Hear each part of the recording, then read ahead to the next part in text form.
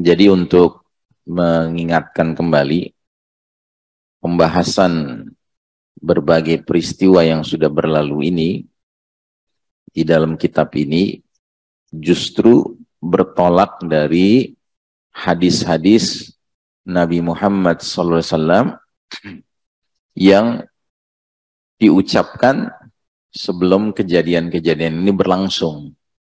Jadi justru dengan pendekatan seperti itu, kita dapat melihat bahwa kejadian-kejadian tersebut menjadi tasdiqun nubuwah, pembenaran terhadap nubuwah yang disampaikan Nabi Muhammad SAW. Ya. Dan salah satunya adalah tragedi Harrah ini, yang terjadi tahun 63 Hijriah. Ya. Kita lihat dalil pertama disampaikan oleh sahabat Abu Dzar Al-Ghifari radhiyallahu anhu. Dia berkata, qala Rasulullah sallallahu alaihi wasallam, kaifa anta ya Abu Dzar wa mautan yusibun nasa hatta yuqawwam al-baitu bil wasifi ya'ni al-qabr. Qultu ma kharallahu li wa rasuluhu aw qala Allahu wa rasuluhu a'lam. Qala tasabbar. Qala kaifa anta wuju'an yusibun nasa hatta ta'tiya masjidaka fala tastati'a an tarji'a ila firashika wala tastati'a an taquma min firashika ila masjidika. Qala qultu Allahu wa rasuluhu a'lam aw ma khara Allahu li wa rasuluhu. Qala alayka bil iffati thumma qala kaifa anta wa qatlan yusibun nasa hatta tughraqa hijaratu zaiti bid-dam. Qultu ma khara Allahu li wa rasuluhu. Qala al-haqqu biman anta minhu. Qala qultu ya Rasulullah afala akhudhu bisayfi fa'adriba bihi man fa'ala dhalik. Qala syaraqtal qawma idhan walakin udkhul baitaka. Qultu ya Rasulullah fa in dukhila baiti.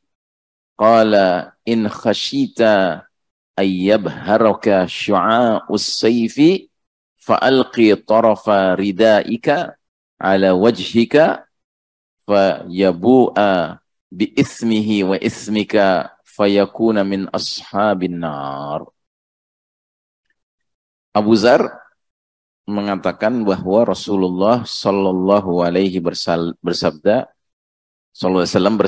kepada Abu Dzar, bagaimana jadinya keadaanmu hai Abu Dzar jikalau nanti orang-orang terserang wabah hingga mereka banyak yang mati, sampai-sampai sebuah rumah atau pekuburan dihargai dengan seorang budak. Maka Abu Dzar menjawab, Allah dan Rasulnya tidak memberikan pengetahuan yang jelas mengenai hal ini. Atau perawi ragu, Abu Dzar berkata, hanya Allah dan Rasulnya yang mengetahui. Jadi ini nubuah pertama ini. Nabi mengatakan pada Abu Dzar, bagaimana kamu akan bersikap, bertindak ketika nanti muncul serangan wabah sehingga banyak orang yang mati, sampai-sampai sebuah rumah dihargai dengan harga penjualan seorang budak. Ya, dan ini menunjukkan efek daripada wabah itu, sampai-sampai harga rumah menjadi turun dan menjadi seperti harga seorang budak. Karena harga budak dengan harga rumah jauh berbeda.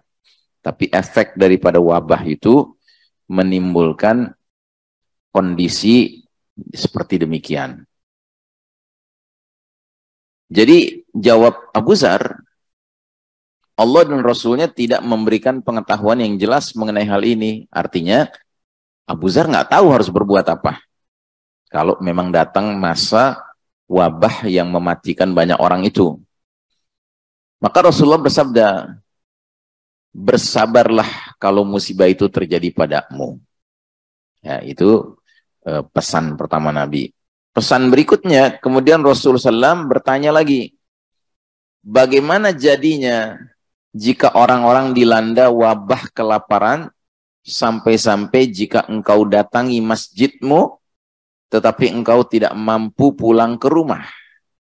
Dan jika engkau telah sampai di rumahmu, engkau pun tidak mampu lagi untuk pergi ke masjidmu. Lagi-lagi Abu Dzar menjawab, hanya Allah dan Rasulnya yang tahu. Ya.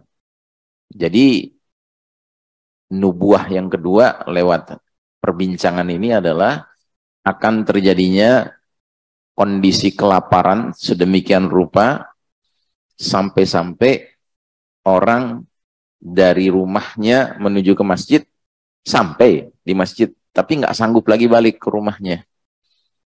Atau sebaliknya, orang dari masjid sampai ke rumahnya, tapi nggak bisa lagi pergi ke masjid, saking sudah lemahnya karena kelaparan.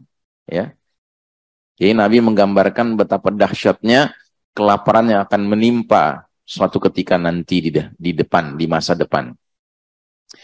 Nah, karena Nabi bertanya bagaimana sikapnya Abu Dzar kalau itu terjadi, Abu Dzar menjawab hanya Allah dan Rasulnya yang tahu, maka Rasul mengatakan, hendaknya saat itu engkau tetap memperingatkan orang-orang agar tidak berbuat yang dilarang. Ya, maksudnya jangan karena sudah terdesak kelaparan, akhirnya melakukan, katakanlah, pencurian ya, makanan dari tetangga atau dari manapun, begitu, dengan cara yang tidak dibenarkan, disyariatkan.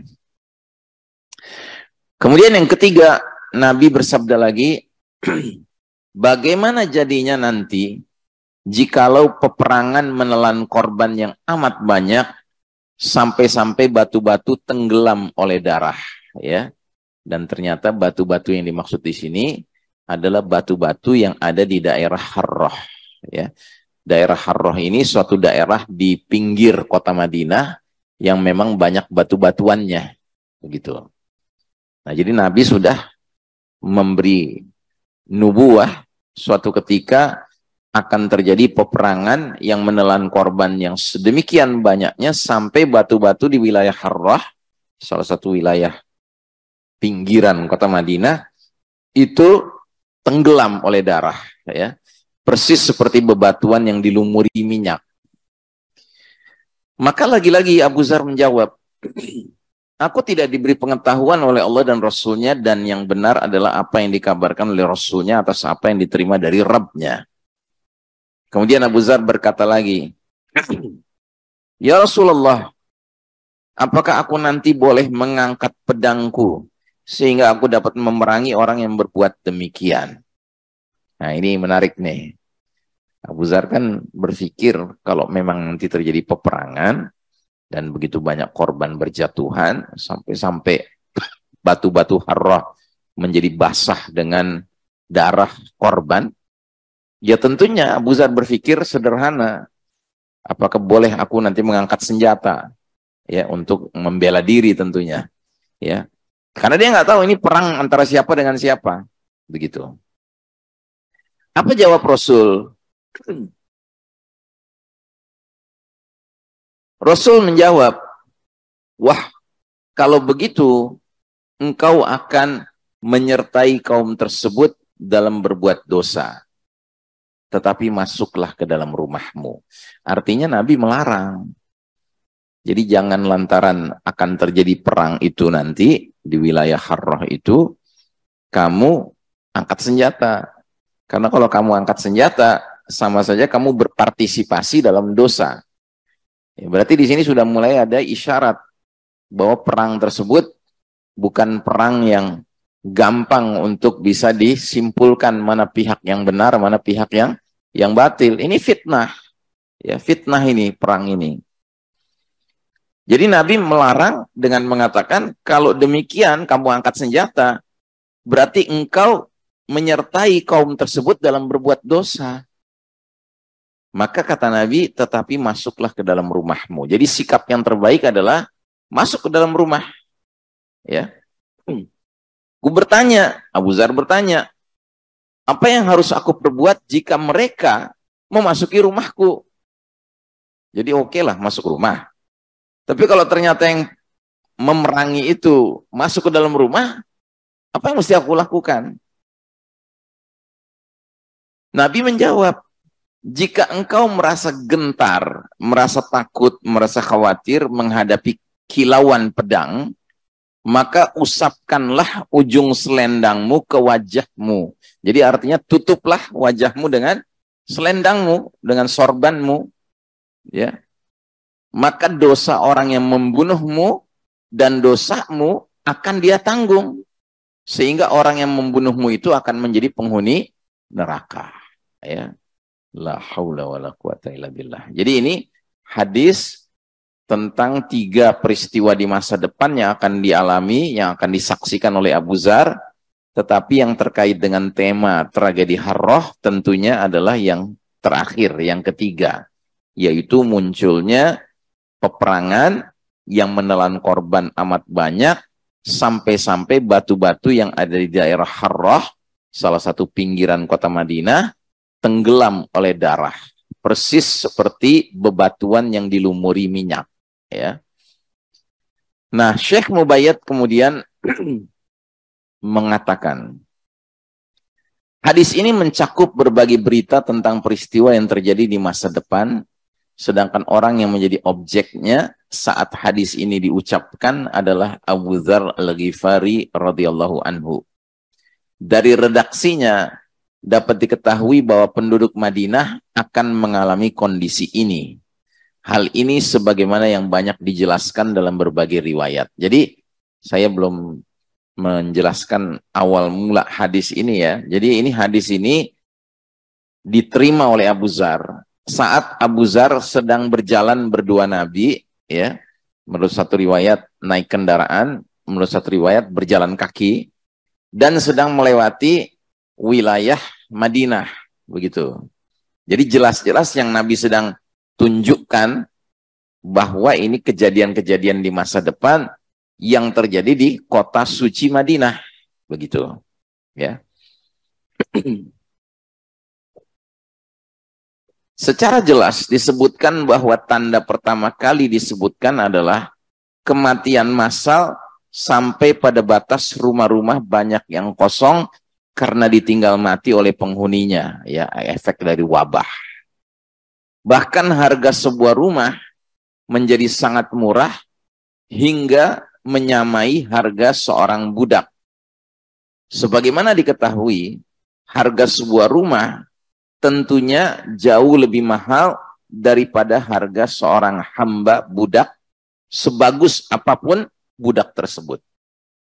Ini menunjukkan bahwa saat itu kondisinya memang darurat, sampai-sampai banyak rumah menjadi kosong dan harganya pun menurun drastis hingga sama setara dengan harga budak. Tetapi kondisi ini akan segera berubah tidak lama kemudian. Pada sisi lain, pada saat itu memang seorang budak lebih bermanfaat daripada sebuah rumah. Semua fenomena ini menyampaikan kita pada sebuah kesimpulan bahwa memang pada saat itu wabah kematian benar-benar melanda kota Madinah hingga banyak korban yang tewas karenanya. Itu tanda yang pertama, ya. Dan ketika Abu Dzar bertanya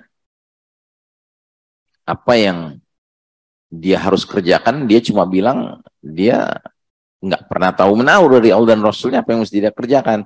Pesan Nabi cuma satu, tasabbaro, bersabarlah engkau, ya, kalau mengalami zaman peristiwa itu berlangsung.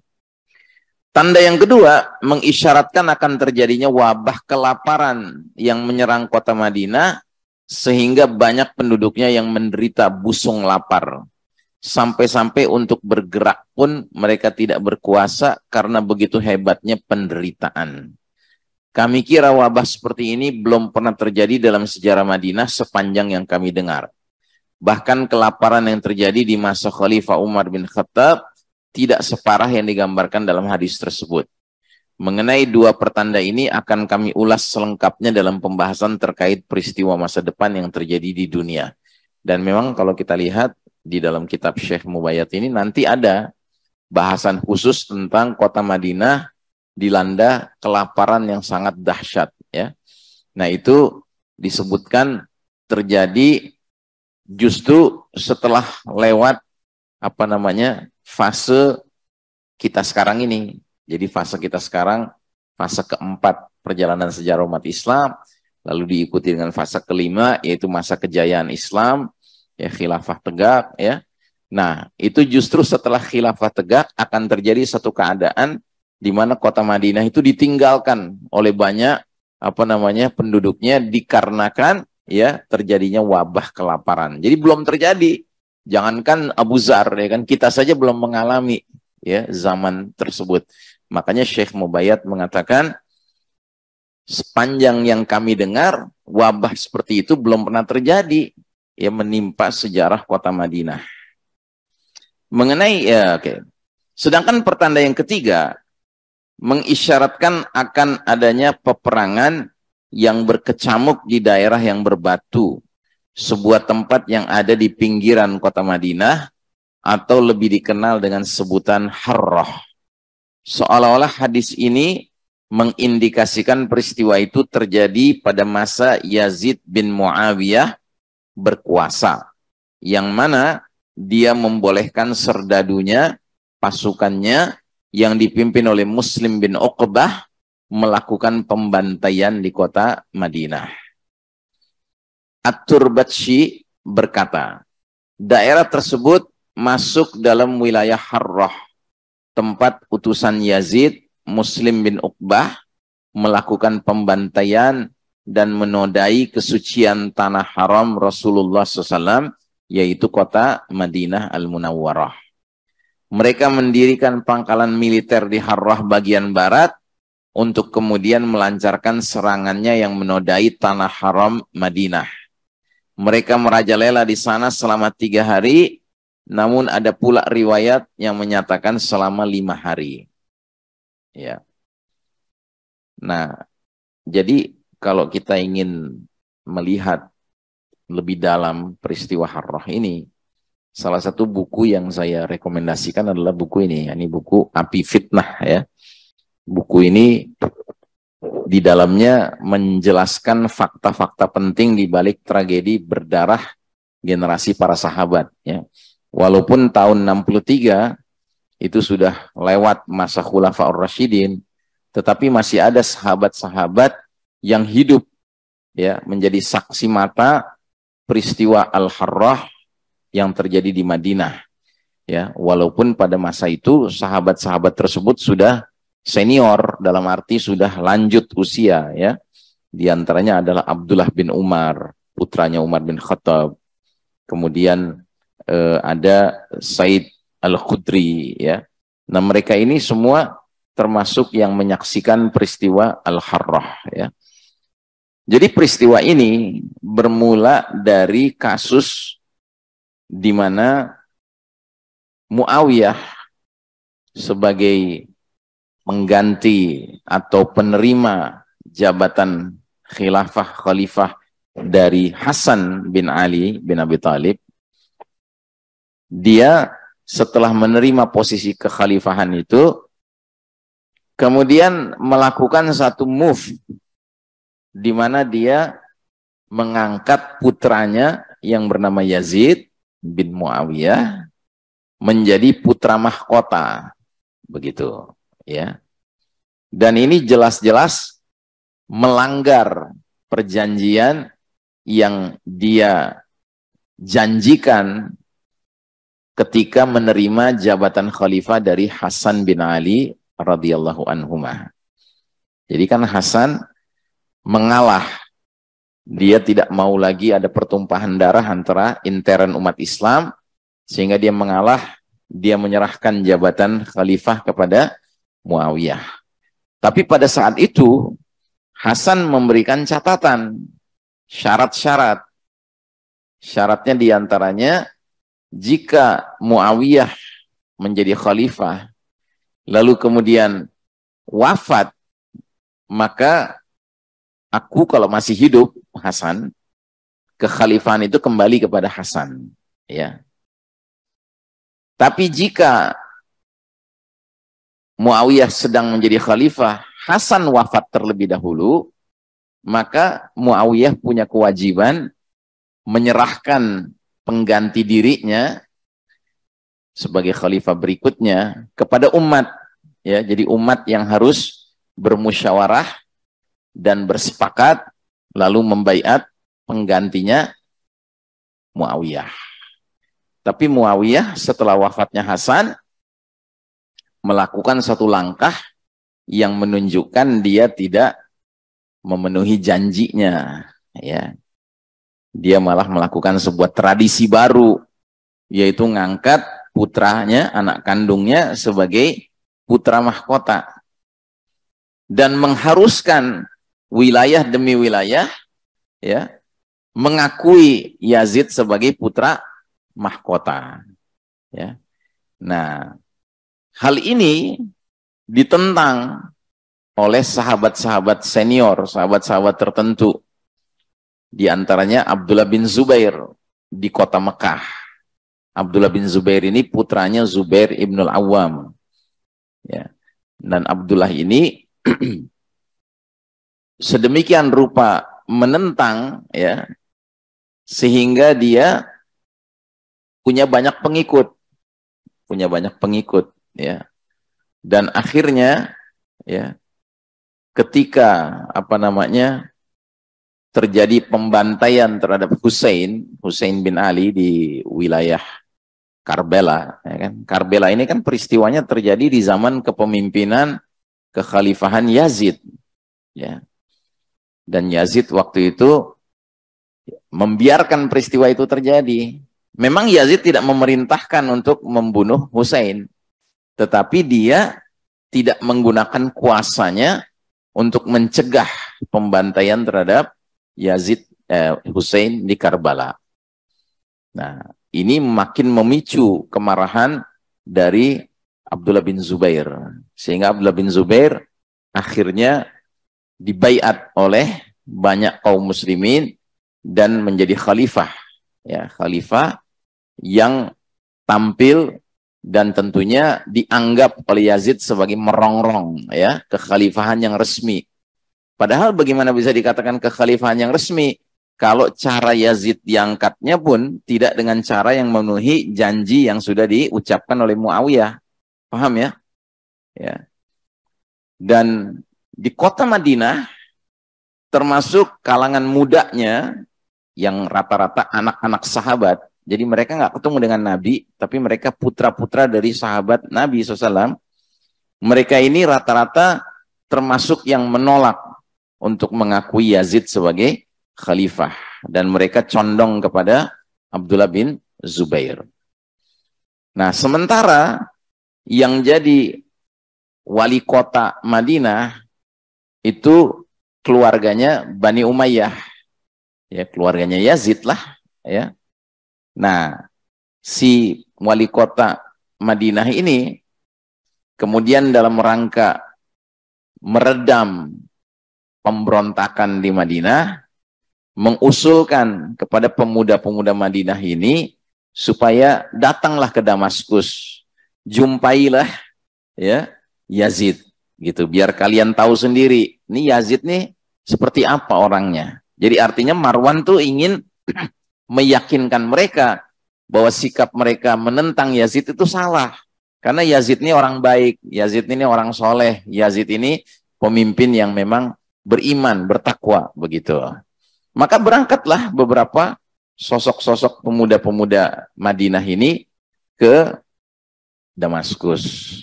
Ya. Tapi sebelum sampai bertemu dengan Yazid, mereka diterima oleh seseorang sebelum ketemu dengan Yazid. Nah, seseorang ini lagi-lagi meyakinkan mereka bahwa Yazid ini orang baik, orang soleh, begitu. Nah, setelah sekian hari, kalau nggak salah 10 hari mereka menginap di situ, barulah akhirnya Yazid menerima mereka. Dan ketika menerima, Yazid itu dalam keadaan sakit.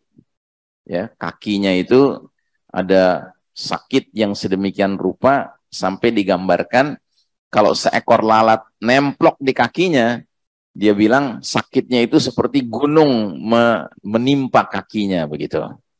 Nah, dia menerima mereka dengan penampilan sedang sakit, ya. Dan kemudian Yazid ya berusaha untuk membujuk mereka dengan cara mereka dikasih banyak hadiah begitu. Nah, kemudian pulanglah mereka. Sesampainya mereka di Madinah, ya, mereka rata-rata tidak percaya dengan Yazid.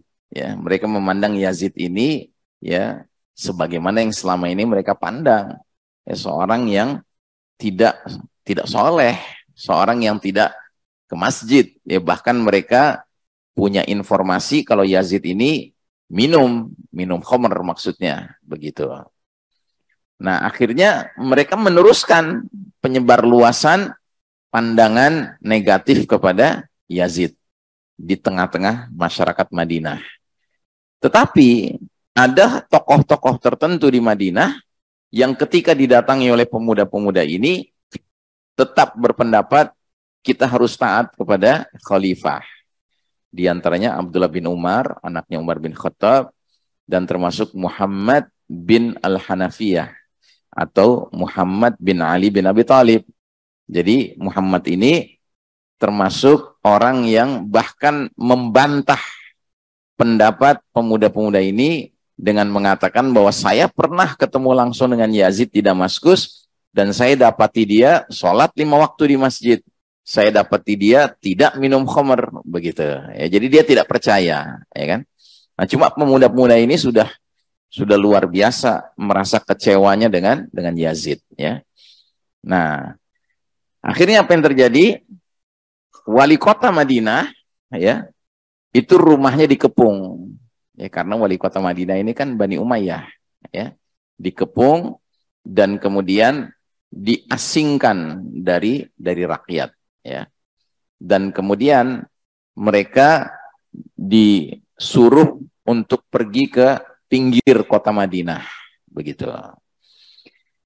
Nah, sementara laporan sampai kepada Yazid bahwa pemuda-pemuda ini ternyata tidak berubah pendapat, ya. Jadi walaupun sudah didatangkan ke Damaskus, ya, sudah ketemu langsung dengan Yazid, mereka tetap pada pendirian mereka, tidak percaya kepada Yazid dan memandang Yazid ini nggak layak menjadi khalifah, ya. Maka akhirnya Yazid mempersiapkan pasukan, ya, untuk menaklukkan Madinah, ya. Dan jumlah pasukannya nggak main-main, Pak. 12.000 personel, ya. Dan awalnya, ya, coba saya lihat dulu nih catatan di sini. Awalnya yang ingin ditunjuk menjadi apa namanya, menjadi pimpinan dari pasukan ini, ya, itu seseorang yang bernama sebentar.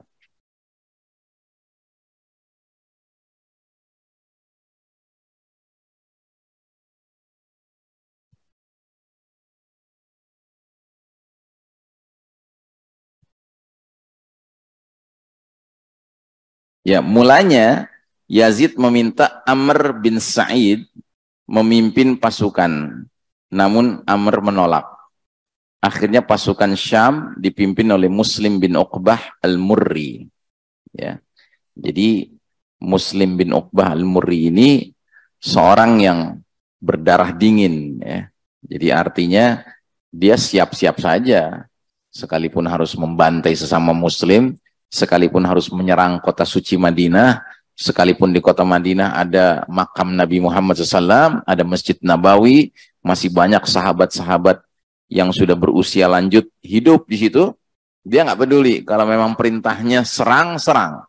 Kalau perintahnya bantai, bantai, begitu, ya. Nah, kemudian sebelum pasukan itu dikirim, Abdullah bin Ja'far menghadap Yazid dan minta kepada Yazid untuk bersikap lunak dan mengasihi penduduk Madinah. Ya. Demikian juga agar Yazid membatalkan pengiriman armada tempurnya kepada penduduk Madinah. Yang nampak dari penuturan sejarah, berkat permohonan Abdullah bin Ja'far tersebut, sikap Yazid agak melunak. Dia pun berkata kepada Abdullah bin Ja'far, "Aku kabulkan apa yang kau minta terkait penduduk Madinah. Sebagaimana yang kau saksikan, Ibnu Zubair telah mengumandangkan perang terhadap kami." Ibnu Zubair itu Abdullah bin Zubair yang di Mekah ya. Makanya aku harus kirim pasukan. Aku akan kirim pasukan pertama dan aku perintahkan agar melewati jalan kota Madinah dan tidak memerangi mereka. Jika penduduk Madinah masih tetap berada di atas ketaatan, aku biarkan mereka dan akan melanjutkan menuju ke Mekah. Ya, jadi ceritanya pasukan ini nggak ada kaitan dengan Madinah gitu loh. Kaitannya ingin menaklukkan Mekah yang sudah dikuasai oleh Abdullah bin Zubair yang sudah menunjukkan sikap oposisinya. Tapi diharuskan lewat Madinah, jalurnya begitu, ya kan? Ya, memang iya sih. Dari Damaskus menuju ke Mekah bisa saja memang lewat Madinah dulu, karena posisi Madinah itu antara Damaskus dengan Mekah kan, begitu. Jadi kalau mereka taat, ya nggak akan diapa-apakan penduduk kota Mekah, Madinah. Namun jika tidak, aku akan perangi mereka. Nah, Abdullah bin Ja'far berkata, aku melihat ada sebuah harapan besar agar penduduk Madinah terhindar dari bahaya. Malam itu aku kembali ke rumah dan segera tulis surat kepada Ibnu Hanzalah dan selainnya. Ibnu Hanzalah ini salah satu pemuda Madinah yang mempersiapkan perlawanan kepada pasukan Syam kalau menyerang, ya. Nah, jadi Abdullah bin Ja'far mendengar Yazid melunak, dia segera kasih kabar kepada Ibnu Hanzalah. Di dalamnya aku kabarkan apa yang dikatakan Yazid kepadaku, yakni jangan hadang pasukan Syam jika mereka melintas. Kembali sam'an wa ta'atan, dengar dan taatlah. Sungguh tidak ada perkara yang lebih baik daripada persatuan. Akan tetapi penduduk Madinah menolaknya. Seraya berkata, pasukan itu tidak akan pernah masuk kepada kami selamanya. Artinya, kami akan hadapi pasukan itu. Ya, whatever the case, apapun yang terjadi, kami akan membela kota Madinah melawan pasukan Syam ini. Yazid bin Muawiyah menyiapkan sekitar 12.000 personel pasukan untuk menggempur penduduk Madinah. Dan dia merupakan jumlah yang sangat memadai guna meredam perlawanan mereka. Saat pasukan dikumpulkan dan Muslim bin Uqbah sudah siap-siap bertolak ke Madinah, Yazid kasih pesan kepada si Muslim bin Uqbah ini, komandan. Ajaklah penduduk Madinah sebanyak 3 kali. Maksudnya ajaklah untuk taat kepada Yazid. Ya, sebanyak 3 kali. Jika mereka kembali kepada ketaatan, terimalah dan tahan diri kalian. Ya, kalau mereka mau taat, ya sudah. Nggak usah terjadi peperangan. Tapi bila tidak, mintalah pertolongan kepada Allah dan perangilah mereka. Bila engkau menang atas mereka, maka perbolehkan kota Madinah selama 3 hari, kemudian tahanlah diri kalian terhadap mereka. Bayangkan ya, maksudnya perbolehkanlah kota Madinah tuh, kalau menang, berhasil mengalahkan penduduk Madinah, kamu, wahai komandan dan pasukanmu, selama 3 hari boleh berbuat apa saja. Tapi setelah 3 hari, tahan diri. Gitu, ya kan? Ini kan sebuah arahan yang aneh kan. Masa seorang pemimpin muslim, khalifah, memerintahkan pasukan untuk menyerang kota suci Madinah, yang di dalamnya ada Masjid Nabawi, ada makam Nabi, ada sahabat-sahabat yang masih hidup, ya kan? Kalau berhasil mengalahkan mereka karena mereka nggak mau taat, boleh berbuat apa saja, seenaknya 3 hari. Begitu. Tapi jangan lebih, berhenti habis 3 hari, kata Yazid. Terus kata Yazid kepada si komandan ini, perhatikanlah Ali bin Al-Husain. Ali bin Al-Husain ini cucunya Ali bin Abi Thalib, anaknya Husain bin Ali, ya, yang selamat dari peristiwa pembantaian di Karbala. Perhatikanlah Ali bin Al-Husain, jangan sakiti dia, berbuat baiklah kepadanya, dan hadirilah majelisnya, karena dia tidak ikut-ikutan dalam gerakan perlawanan mereka, para pemuda-pemuda Madinah itu. Tidak lupa Yazid mengingatkan, jika sudah selesai menunaikan tugas di Madinah, tugas berikutnya kepunglah Abdullah bin Zubair di kota Mekah. Gitu. Jadi bayangkan ya, satu pasukan isi 12 personil dikirim awalnya untuk siap-siap menyerang Madinah, kalau kota Madinah penduduknya tetap ngeyel. Dan sesudah itu ke kota Mekah, gitu kan. Jadi dua kota suci diterang, gitu, ya kan. Ini kan nggak masuk akal. Ini pemimpin Muslim model mana yang seperti ini? Ya, nggak pernah bisa terbayangkan dalam sejarah sejak Nabi dan para khulafaur rasyidin, nggak ada ceritanya itu. Ya, dua kota suci ini pernah dibayangkan untuk dikepung dan diserang. Ya. Mendengar pasukan Syam sudah dipersiapkan, penduduk Madinah lebih memperketat pengepungan terhadap Bani Umayyah. Ya, masih ingat pengepungan ini maksudnya pengepungan yang jadi wali kota dengan keluarganya Bani Umayyah, ya. Bahkan mengancam akan membunuh mereka jika tidak mau memberikan sumpah dan janji untuk tidak mengkhianati penduduk Madinah, baik dengan membeberkan rahasia, membuka pintu-pintu masuk perbatasan kota Madinah, maupun bekerja sama dengan pasukan Syam menggempur kota Madinah, ya. Jadi wali kota dan keluarganya dan semua Bani Umayyah yang berkumpul di kepung itu diminta untuk ya bersumpah berjanji tidak akan mengkhianati penduduk Madinah. Ini kan pasukan kan datang nih, gitu. Kalau mereka berkhianat, maka mereka akan menghadapi resiko yang harus ditanggung. Tidak ada pilihan bagi Bani Umayyah melainkan tunduk dan mengikat janji terhadap tuntutan ahli Madinah. Hal itu agar mereka selamat, sebab yang berbicara saat itu bukan lagi akal sehat, namun kekuatan dan perasaan. Ya. Setelah diambil sumpah, keluarlah Bani Umayyah dari kota Madinah, yang diikuti oleh cemoohan orang-orang bodoh lagi rendah, hingga mereka sampai di Wadi Al-Qura. Ya, di suatu tempat, di suatu lembah, namanya Wadi Al-Qura. Dalam perjalanan menuju kota Madinah, Muslim bin Uqbah dan pasukannya bertemu rombongan Bani Umayyah yang terusir menuju Syam. Muslim menghentikan mereka dan bertanya tentang kondisi kota Madinah. Rombongan itu tidak memberi jawaban apapun. Ya kenapa nggak memberi jawaban? Karena terikat janji kan. Janjinya nggak boleh ngebocorin apa-apa yang akan terjadi di kota Madinah. Muslim menghentikan mereka dan bertanya tentang kondisi kota Madinah. Rombongan itu tidak memberi jawaban apapun, sebab orang-orang Madinah telah mengambil janji mereka untuk tutup mulut dan tidak membuka rahasia keadaan Madinah, juga tidak membantu musuh, yaitu pasukan Syam.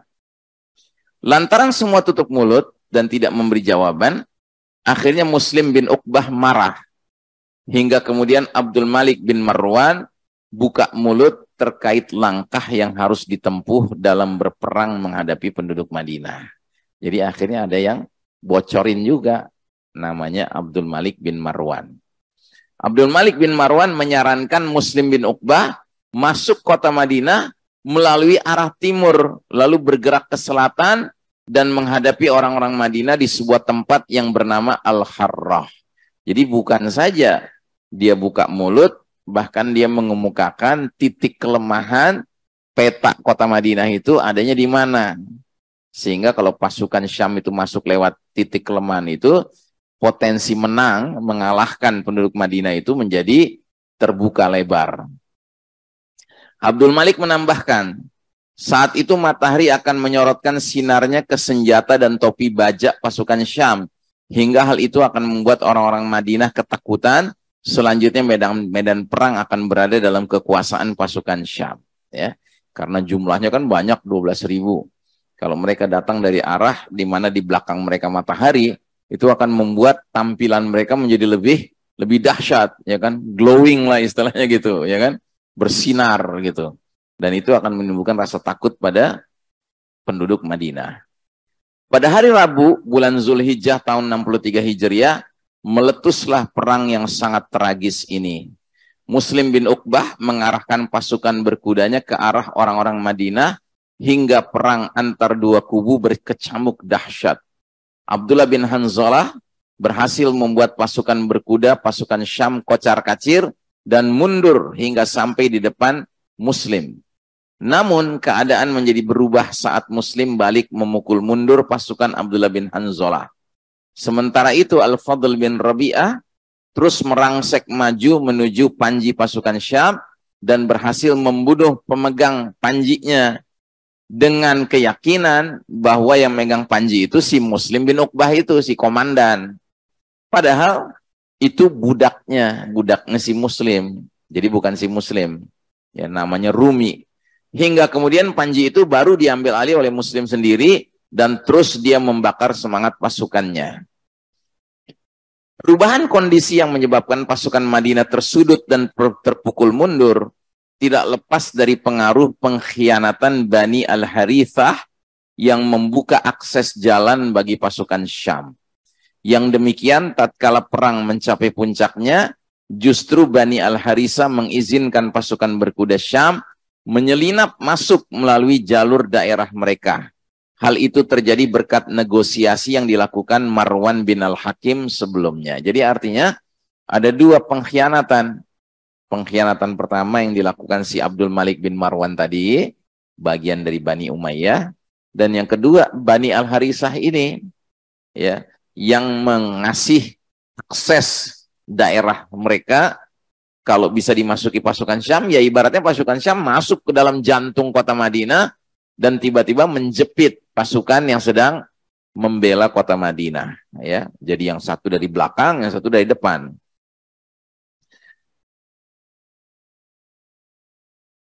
Tentu saja kemunculan tiba-tiba pasukan berkuda Syam di tengah-tengah kota Madinah, lalu menyerang dari arah belakang, membuat konsentrasi pasukan penduduk Madinah buyar dan kocar-kacir. Kondisi pun berubah radikal.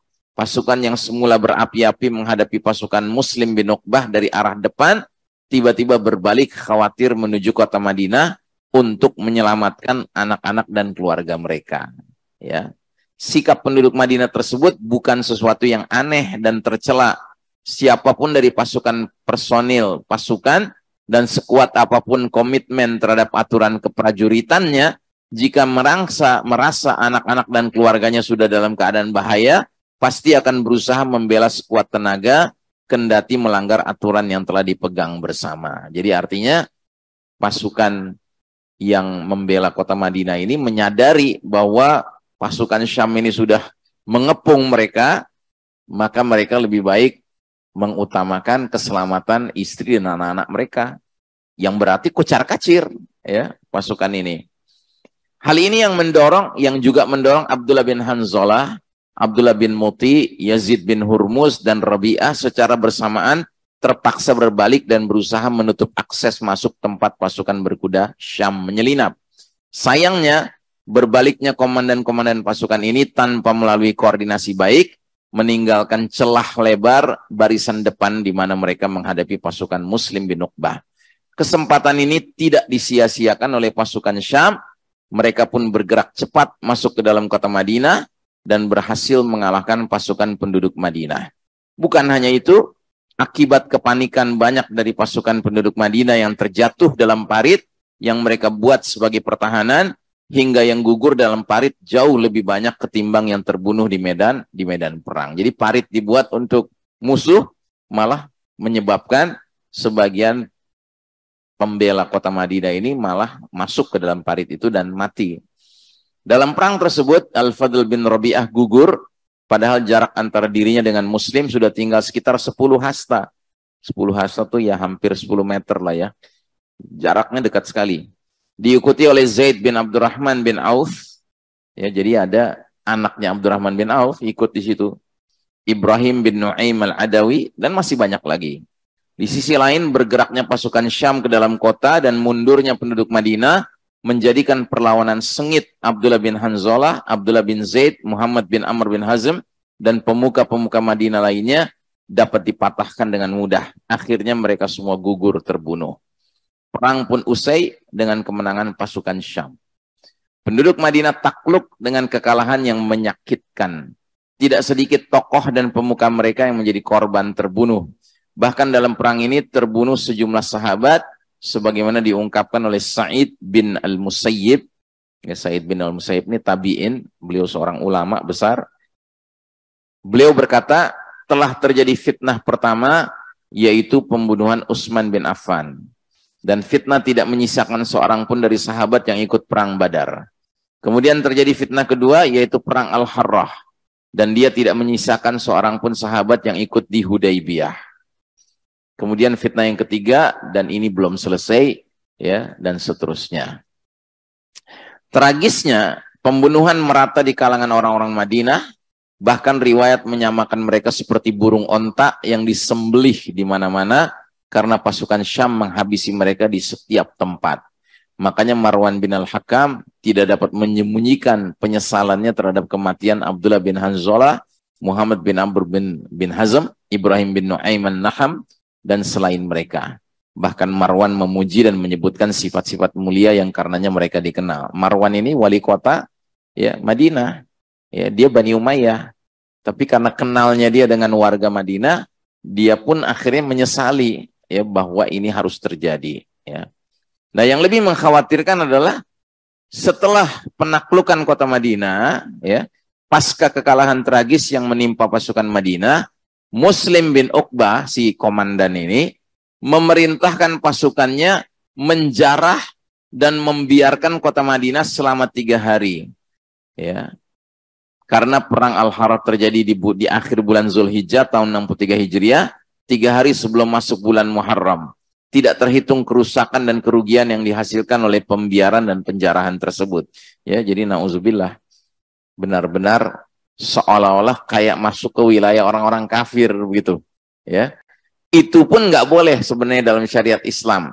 Sekalipun sebuah negeri kafir sudah berhasil ditaklukkan, nggak ada itu istilah pasukan Islam boleh menjarah seenaknya saja. Ya, jangankan 3 hari, sehari pun tidak boleh. Tapi ini terhadap sesama saudara Muslim dilakukanlah ya pembolehan, penjarahan dan lain sebagainya. Ya, sampai-sampai disebutkan dalam beberapa riwayat ya kaum wanita muslimah itu diperkosa. Nauzubillahi min dzalik ya. Nah, jadi ini apa namanya? Peristiwa yang sangat menyakitkan yang sebenarnya sudah dinubuahkan oleh Nabi kita, yang disampaikan khusus kepada sahabat Abu Dzar Al-Ghifari radhiyallahu an.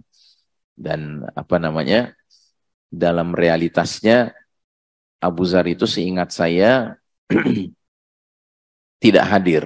Jadi dia memang sudah wafat kalau tidak salah ya. Jadi dia tidak menyaksikannya, tetapi riwayat ini sampai kepada umat Islam termasuk kita yang berjarak ribuan tahun dari Nabi Muhammad SAW. Demikianlah mudah-mudahan apa yang kita pelajari malam hari ini menambah khazanah pemahaman kita mengenai fitnah-fitnah yang muncul khususnya setelah tahun 60-an Hijriah ya, di kalangan generasi awal yang sebagiannya termasuk para sahabat radhiyallahu anhum ajmain dan para tabi'in ya yang masih hidup waktu itu. Saya kira cukup untuk malam hari ini. Wassallallahu ala nabiyina Muhammadin wa ala alihi wa sahbihi ajmain. Walhamdulillahirabbil alamin. Wassalamualaikum warahmatullahi wabarakatuh.